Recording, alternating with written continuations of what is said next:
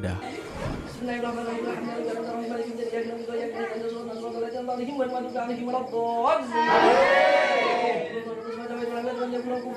Allahu Akbar. Sami Allahu liman hamidah. Allahu Akbar. Allahu Akbar. Allahu Akbar. Allahu Akbar. Assalamualaikum warahmatullahi wabarakatuh. Ya, ini sudah tradisi saya ya dari tahun ke tahun lah. Jadi biar masyarakat pada senang untuk mengikuti terawih karena kebanyakan kan mereka jarang yang ikut terawih. Dengan adanya kilat ini orang banyak yang mengikuti terawih. Minimal dia mau sholat dulu lah.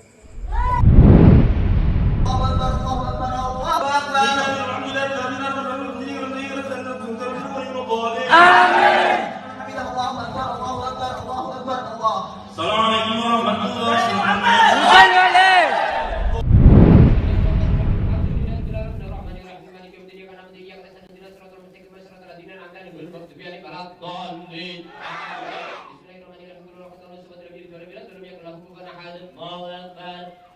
Allahu liman hamidah. Allahu Akbar. Allahu Akbar. Allahu Akbar. Allahu Akbar. Assalamualaikum warahmatullahi. Assalamualaikum warahmatullahi.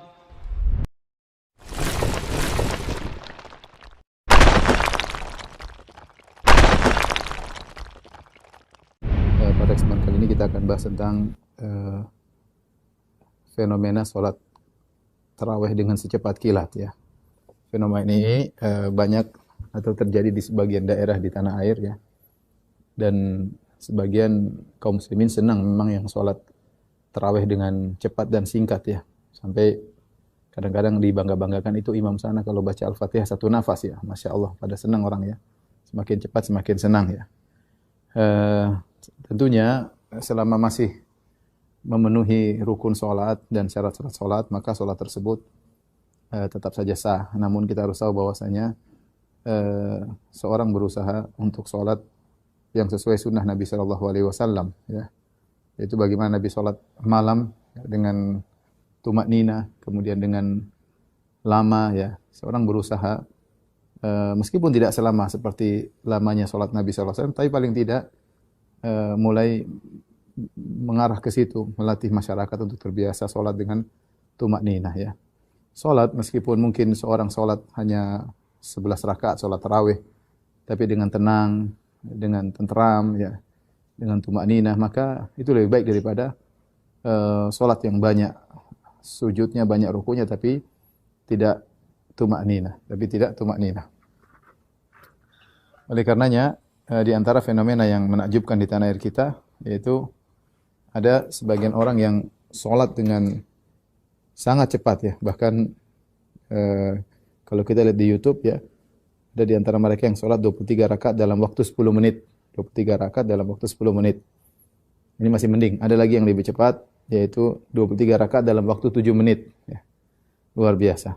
Bahkan pada bulan Ramadan kemarin di masa pandemi COVID-19, ada yang mengerjakan 23 rakaat selama 6 menit ya. Jadi lebih cepat 1 menit ya. Ini lebih apalagi jadi Guinness Book Record sudah terpecahkan tahun lalu 7 menit, 2 tahun lalu 7 menit, tahun kemarin 6 menit ya.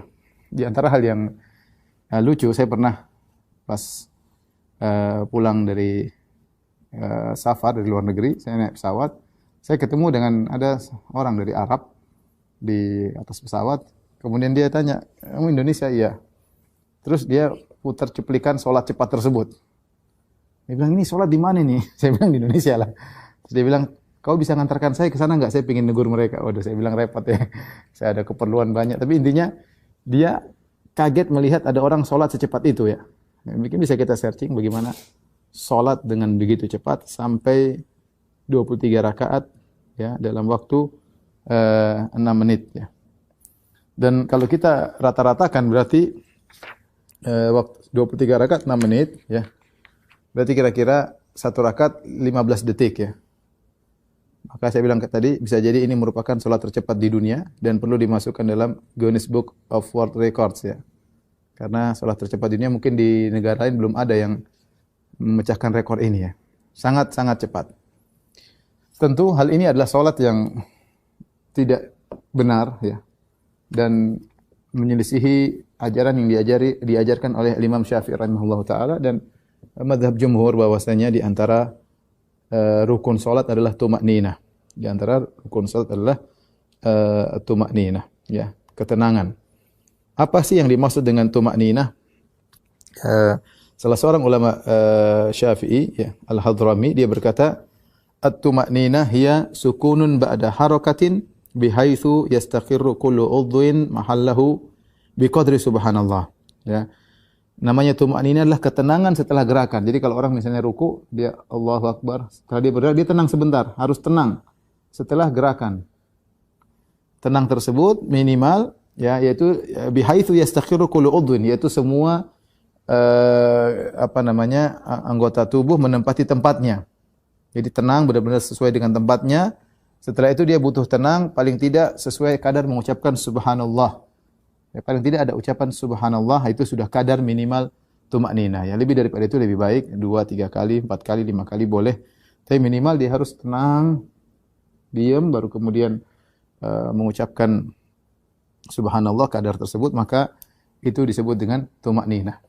Dan tumakninah, ya, berlaku dalam banyak rukun salat, ya. Jadi tumakninah adalah rukun yang bergandeng dengan rukun yang lain. Imam Nawawi rahimahullah berkata, wa tajibu tumakninatu fir ruku'i was sujudi wal i'tidal min ar-ruku' wal julus baina sajdatain. Kata An-Nawawi rahimahullah, wajib untuk tumakninah dalam ruku'. Ruku' harus tumakninah. Kemudian juga dalam sujud. Sujud juga harus tumakninah. Kemudian i'tidal, sami Allah liman hamidah, juga harus tumakninah, ya. Kemudian duduk di antara dua sujud juga harus tumakninah. Jadi tumakninah adalah rukun tersendiri, tetapi dia bergabung dengan beberapa rukun. Jadi ruku harus tumakninah, kemudian sujud harus tumakninah, duduk di antara dua sujud harus tumakninah, i'tidal juga harus tumakninah. Adapun dalilnya, hadis yang masyhur, hadis Abu Hurairah tentang seorang yang disebut dengan al-musi'u salatahu, yaitu seorang yang salah salat. Ya, suatu hari dia salat, kemudian dia datang kepada Nabi SAW, beri salam kepada Nabi, kata Nabi SAW, irji' fa shalli fa innaka lam tusalli. Balik lagi. Salat ulang, sesungguhnya kau belum salat. Artinya salatmu tidak sah. Kemudian salat lagi. Setelah salat dia datang kepada Nabi, kata Nabi, irji' fa shalli fa innaka lam tusalli.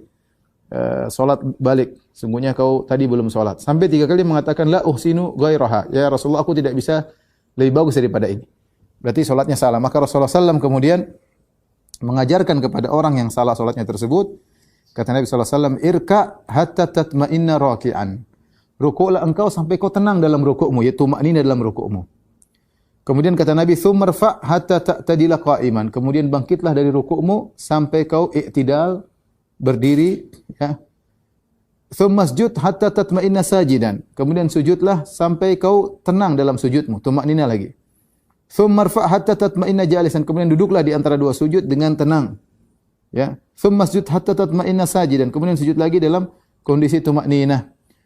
Tsumma fa'al dzalika fi salatika kulliha. Kemudian lakukanlah itu semua dalam seluruh salatmu.